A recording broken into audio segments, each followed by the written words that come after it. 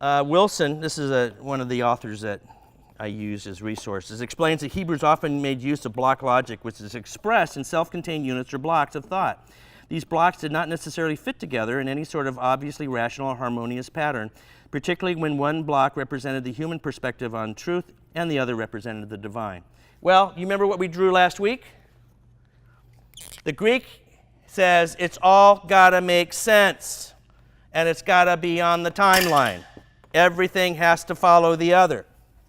If A plus B equals C, then therefore, and etc. And you got to figure God out. And the Jews are going, I don't know.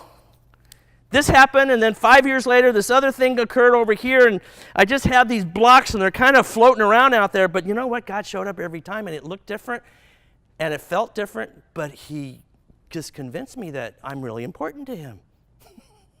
Isn't that cool?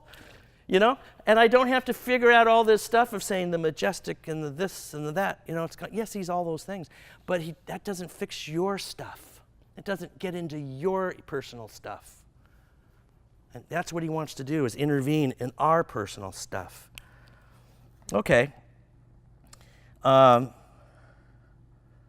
This manner of thought led to contradictions and enigmas as the two blocks stood sometimes in conflict to one another. The Semites of the Bible did not simply, here you go.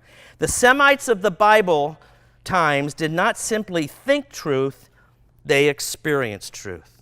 Big difference. To the Jew, truth was as much an encounter as much as a proposition. To the Jew, the deed was always more important than the creed. That's not true in Christian circles today. I want to know your creed before I can be your friend. Isn't that true? You won't see the Baptists hanging out with the Lutherans, and the Lutherans don't hang out with the Methodists, and the Methodists sure don't hang out with the Pentecostals, and the da-da-da-da-da-da-da-da-da, because I can't hang out with you if you don't believe like I do. That's a Greek concept.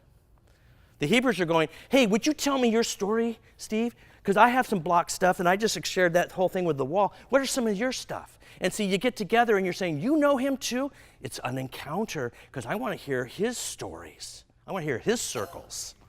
I want to hear his history. See the difference? Totally different.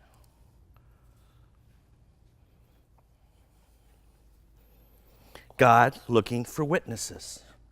He's got enough ministers. He's looking for witnesses. What's your story? Maybe you should write it down.